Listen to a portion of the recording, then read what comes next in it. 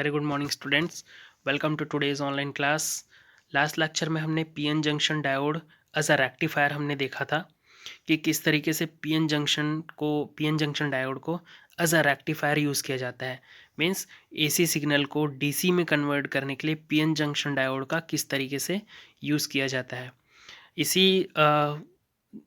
इस तरीके से पीएन जंक्शन डायोड को डिफरेंट डिफरेंट एप्लीकेशन के लिए भी यूज़ किया जाता है, इसलिए इसको special purpose PN junction diode भी बोलते हैं। और इस special purpose PN junction diode को डिफरेंट डिफरेंट कॉन्फ़िगरेशन में जैसे कि किसी में कंसंट्रेशन कम होता है, किसी में इम्प्योरिटी का कंसंट्रेशन डोपिंग करते हैं तो इसमें डोपिंग का कंसंट्रेशन किसी में ज़्यादा होता है, किसी में कम होता है। किसी पर्पस के लिए हम फॉरवर्ड वाइस में यूज़ करते हैं या किसी में उसको रिवर्स वाइस में यूज़ करते हैं। तो इस तरीके से पीएन जंक्शन डायोड को डिफरेंट डिफरेंट एप्लीकेशन के लिए यूज़ किया जाता है। इसी सीरीज़ में हम देखते हैं कि ऑप्टो इलेक्ट्रॉनिक जंक्शन डिवाइसेस, ऐसे पीएन जंक्शन डिवाइसेस जिसमें लाइट इंसिडेंट कराने पर उसमें कैरियर जो चार्ज कैरियर होता है उसका जनरेशन होता है, जिसे इलेक्ट्रॉन होल पेयर का जनरेशन जब उस पीएन जंक्शन डायोड में लाइट इमिट कराते हैं या लाइट इंसिडेंट कराते हैं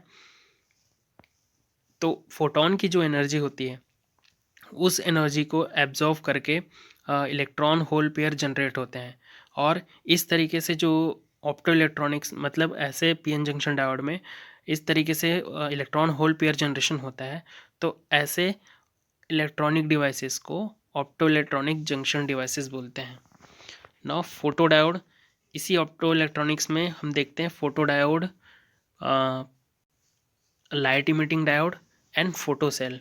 these are the opto electronic junction devices जो कि light work on the light के या तो इलेक्ट्रिकल एनर्जी को लाइट एनर्जी में कन्वर्ट करेगा या तो लाइट एनर्जी को इलेक्ट्रिकल सिग्नल में कन्वर्ट करेगा। Let us see photo cell. A photo cell is a special purpose PN junction diode. Special purpose इसलिए कहा गया है क्योंकि स्पेसिफिक वर्क करने के लिए एक एक डेफिनेट कॉन्फ़िगरेशन में किसी पीएन जंक्शन डायोड को कॉन्फ़िगर किया जाता है, तो इसलिए इसको special purpose PN junction diode. इसी में एक फोटो डायोड है, ये भी एक special purpose PN junction diode है, fabricated with a transparent window. Transparent window इसलिए रखा जाता है, जैसे कि यहाँ पर हमने पीएन जंक्शन डायोड का डायग्राम बनाया है, that is a transparent window, ताकि उस पर हम लाइट फॉल करा सकें। लाइट फॉल करने से क्या होगा, वो लाइट जिस एनर्जी के साथ, क्योंकि हमने पढ़ा है कि लाइट फोटॉन्स के फॉर्म में आते हैं, विथ एनर्जी पैकेट्स के फॉर्म में आते हैं, और उन सभी एनर्जी पैकेट्स का कुछ एनर्जी होता है is equal to h nu. So जब ये फोटॉन्स जंक्शन पर पड़ेंगे तो उसमें जो एनर्जी रहेगी उस जंक्शन के इलेक्ट्रॉन्स, क्योंकि एन टाइप और पी टाइप से मिलके जंक्शन बना है, तो ये पी टाइप और एन एन टाइप सेमीकंडक्टर से मिलके जो जंक्शन बना हुआ है, वहाँ से क्या होगा, इलेक्ट्रॉन वैलेंस बैंड को छोड़कर कंडक्शन बैंड में जाएंगे और उससे क्या होगा, इलेक्ट्रॉन होल पेयर जनरेट होगा। लेट अस सी, इसका वर्किंग देखते हैं कि हम क्या कर रहे हैं यहाँ पे पीएन जंक्शन डायोड को। चूँकि फोटो डायोड, याद रखेंगे कि photo diode always operated under reverse bias. Reverse bias मतलब पी को निगेटिव से और एन को पॉजिटिव टर्मिनल ऑफ बैटरी से कनेक्ट किया जाता है, तब ये क्या कहलाता है, रिवर्स बायस कहलाता है। तो यहाँ हम देखेंगे कि पी साइड को हमने यहाँ बैटरी निगेटिव साइड में कनेक्ट किया है। Let us see, this is P side which is connected through negative terminal of battery, this is N side connected to positive terminal of battery. अब यहाँ से हम क्या कर रहे हैं कि लाइट को फॉल करा रहे हैं जंक्शन पे, डायोड पर, पीएन जंक्शन डायोड पर हम क्या कर रहे हैं, लाइट को इंसिडेंट करा रहे हैं। So the when photo diode is illuminated with light, जब लाइट को जब हम फोटो डायोड पर इंसिडेंट कराते हैं तो energy is equal to h nu should be greater than energy gap, क्योंकि हमने देखा था कि जो एनर्जी गैप होता है उसकी कुछ एनर्जी वैल्यूज़ होती है, मींस वैलेंस बैंड और कंडक्शन बैंड के बीच का जो एनर्जी गैप होता है या एनर्जी डिफरेंस होता है उसी को हम एनर्जी गैप बोलते हैं। जो इलेक्ट्रॉन्स वैलेंस बैंड में है, जो इलेक्ट्रॉन्स लाइक इस तरीके से हम डायग्राम बना देते हैं, तो जो इलेक्ट्रॉन्स यहाँ वैलेंस बैंड में है कुछ एनर्जी ईजी से ज़्यादा ही मिलेगा, तब वो क्या होगा, वैलेंस बैंड से छोड़कर कंडक्शन बैंड में जाएगा और तभी वो क्या कहलाएगा, फ्री इलेक्ट्रॉन्स कहलाएगा। ये चीज़ हमने देखा था। तो यहाँ पर जो लाइट इंसिडेंट होगा it should be greater than, energy of this light photon should be greater than h nu E G. Light की एनर्जी कितनी है, h nu, and it should be greater than energy gap E G of semiconductor. Then electron hole pair are generated. इससे क्या होगा, electrons valence band को छोड़कर conduction band में चले जाएंगे और इससे इलेक्ट्रॉन होल पेयर जनरेट होगा। And due to the absorption of photon, क्योंकि ये लाइट कहाँ से एनर्जी, ये जो इलेक्ट्रॉन्स कहाँ से एनर्जी एब्जॉर्व करेगा, जो लाइट फोटॉन्स के फॉर्म में आ रहे हैं उसकी जो एनर्जी होगी उसी एनर्जी को एब्जॉर्व करके वो वैलेंस बैंड से कंडक्शन बैंड में जाएगा। And due to electric field at the junction, क्योंकि हमको पता है कि collection of electrons and holes at the junction क्या बनता है, वहाँ पर इलेक्ट्रिक फील्ड बनता है। तो उस इलेक्ट्रिक फील्ड के कारण, चूँकि हमने रिवर्स बायस पर रखा हुआ है इसको, so P negative side, negative P को हम निगेटिव पोटेंशियल दे रहे हैं और इसको पॉजिटिव पोटेंशियल, और पी के पास लेस नंबर ऑफ इलेक्ट्रॉन्स होते हैं but large number of holes होते हैं। एन साइड पर लेस नंबर ऑफ होल्स होते हैं लेकिन लार्ज नंबर ऑफ इलेक्ट्रॉन्स होते हैं। तो यहाँ पर देखेंगे कि इधर के जो जितने इलेक्ट्रॉन्स हैं इस जंक्शन के पास कलेक्ट हो जाएंगे और यहाँ पर इधर जंक्शन के पास होल्स कलेक्ट हो जाएंगे। तो इस केस में क्या होगा कि इलेक्ट्रिक फील्ड के कारण जंक्शन में रिकॉम्बिनेशन प्रोसेस नहीं हो सकता है, क्योंकि रिवर्स बायस में हमने देखा है कि डिप्लेशन लेयर चौड़ा हो जाता है। हमने पहले भी पढ़ चुका है कि जब रिवर्स बायस लगाते हैं किसी पीएन जंक्शन डायोड में तो उसका डिप्लेशन लेयर चौड़ा हो जाता है। डिप्लेशन लेयर चौड़ा हो जाने के कारण, वाइड हो जाने के कारण वो क्या होता है कि इलेक्ट्रॉन्स जंक्शन को क्रॉस नहीं कर पाते हैं, ना होल्स जंक्शन को क्रॉस नहीं कर पाते हैं। सो इस केस में क्या होगा कि इस वजह से एक ईएमएफ जनरेट होगा, क्योंकि इलेक्ट्रॉन्स अपने वैलेंस बैंड को छोड़कर कंडक्शन बैंड में आ गए हैं, मतलब फ्री हो गए हैं, लेकिन कैनॉट मूव और टूवर्ड्स द जंक्शन, जंक्शन को क्रॉस नहीं कर पा रहे हैं, रिकॉम्बाइंड नहीं हो पा रहे हैं। इस वजह से एक ईएमएफ जनरेट होगा और ये ईएमएफ जितना जनरेट होगा it is directly proportional to the intensity of light. मतलब ये जो ईएमएफ जनरेट होगा उसके कारण हमको इस माइक्रो एम्पियर मीटर जो लगाए हैं यहाँ पर, वहाँ पर कुछ वैल्यू मिलेगा और ये जो वैल्यू मिलेगा that will depends upon the magnet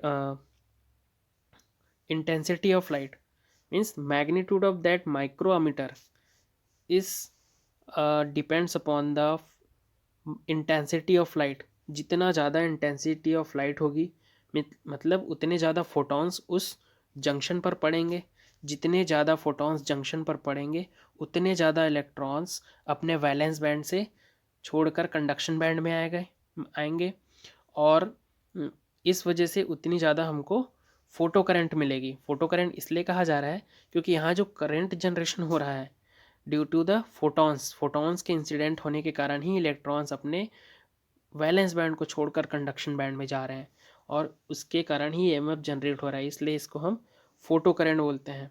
so photo current यहाँ से हमको मिलेगा।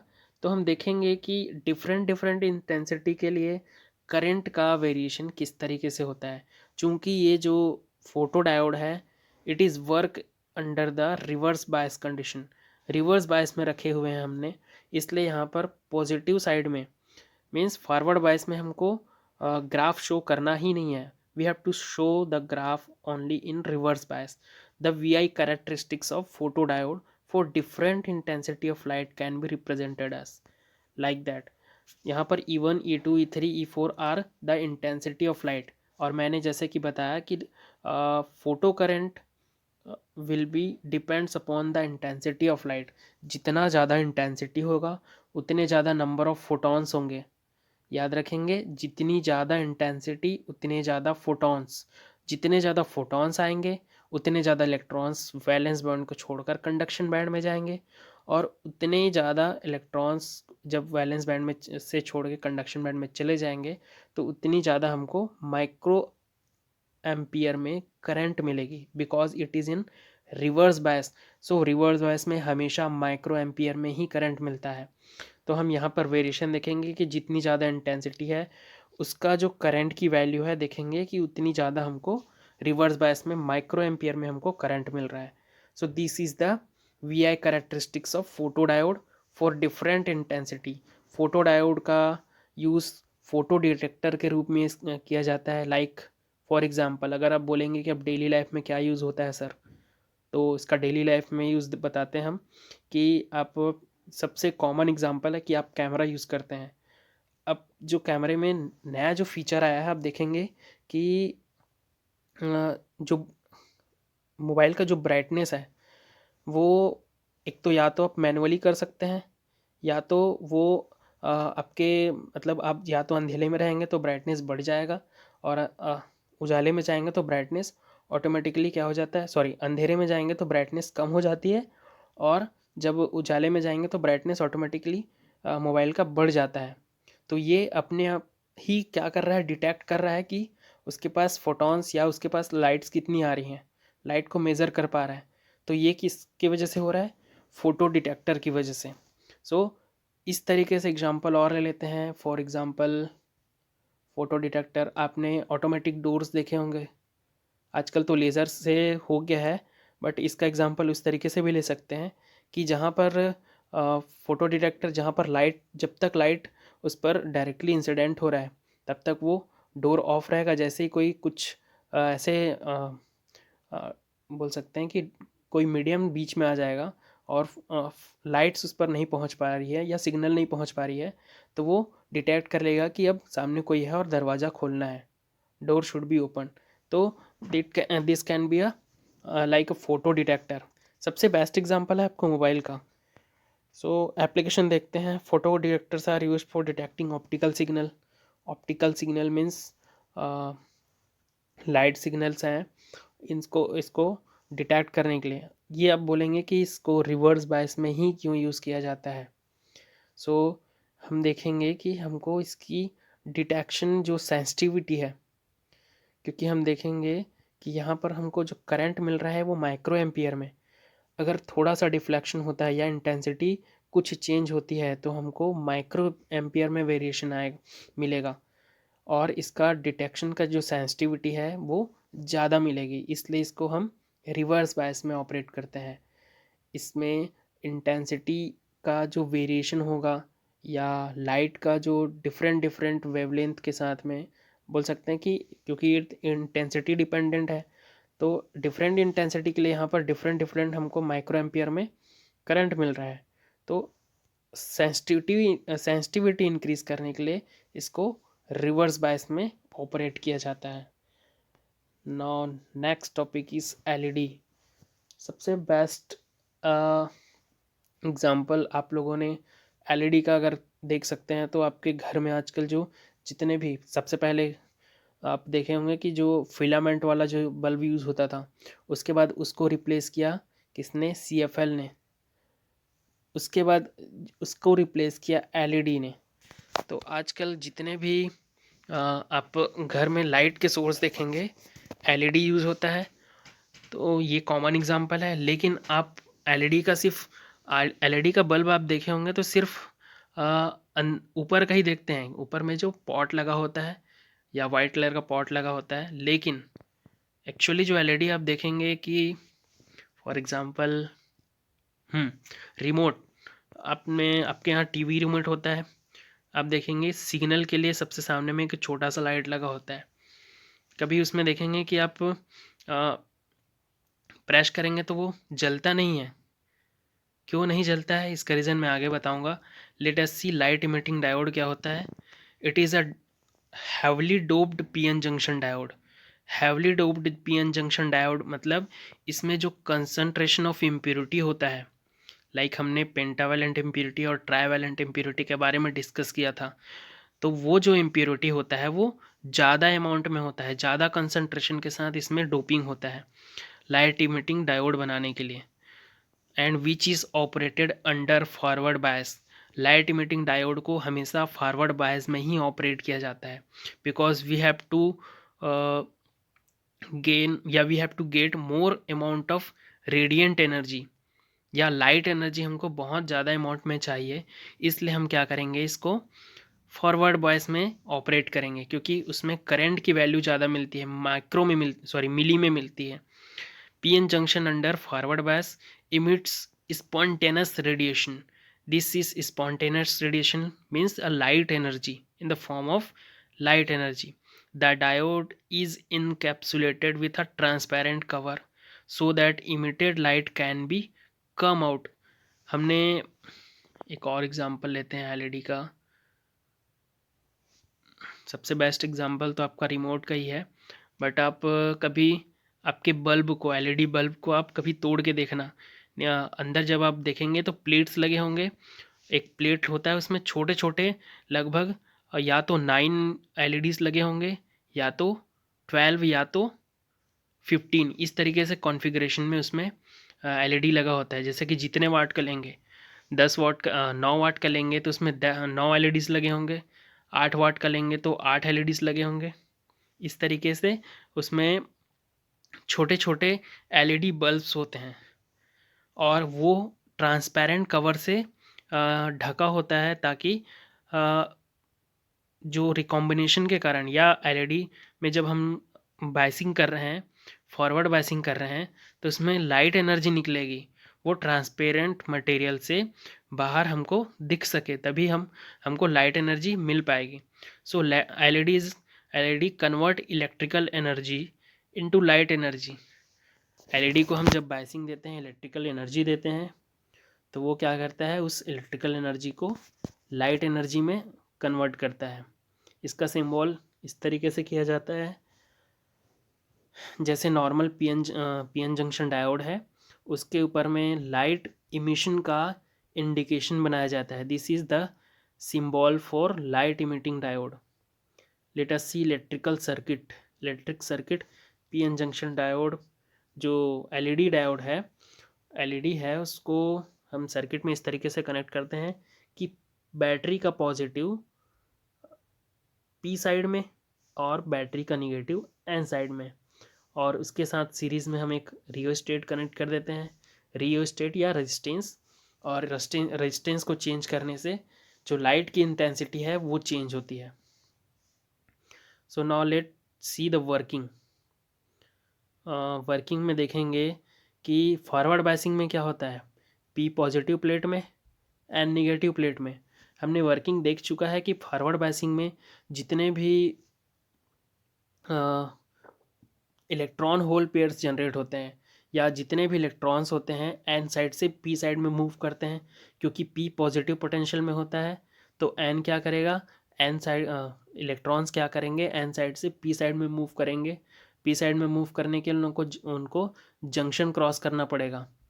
फॉरवर्ड बायसिंग में हमने देखा है कि जंक्शन डिप्लेशन रीजन जिसको बोलते हैं, वो क्या हो जाता है, उसकी विड्थ कम हो जाती है, थिन हो जाती है, पतली हो जाती है, तो वो जंक्शन आसानी से क्रॉस करके पी साइड में चले जाते हैं, और जो होल्स होते हैं वो जंक्शन क्रॉस करके एन साइड में चले जाते हैं, और रिकॉम्बिनेशन के कारण क्या होता है, करंट फ्लो होने लगता है।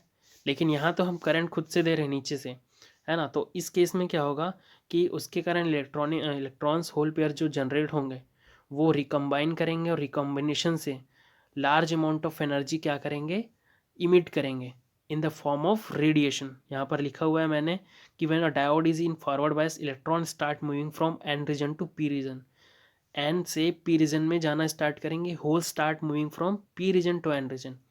होल्स जो कि पी रीजन में होता है, maximum number of holes P region में होता है, कुछ ही बस एन रीजन में होते हैं।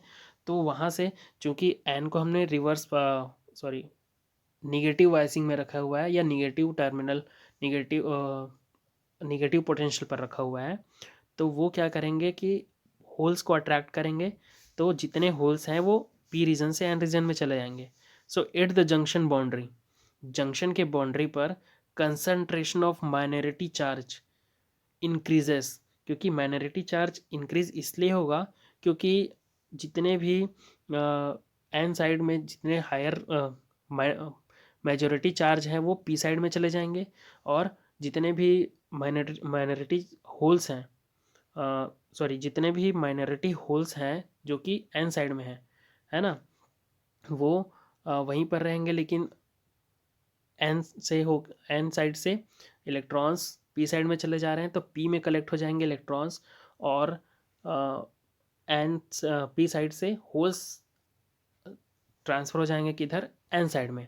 तो इस वजह से यहाँ पर जो माइनॉरिटी चार्ज कैरियर क्या हो जाता है, इंक्रीज हो जाता है जंक्शन पर, और रिकॉम्बिनेशन प्रोसेस होता है। रिकॉम्बिनेशन मतलब इलेक्ट्रॉन होल के स्पेस, जो होल है कि स्पेस है, जहाँ स्पेस है वह उसको हम होल बोलते हैं, तो इलेक्ट्रॉन वहाँ जाके रिकम्बाइन हो जाएगा, सेट हो जाएगा, और कुछ अमाउंट ऑफ एनर्जी क्या करेगा, some amount of energy release करेगा।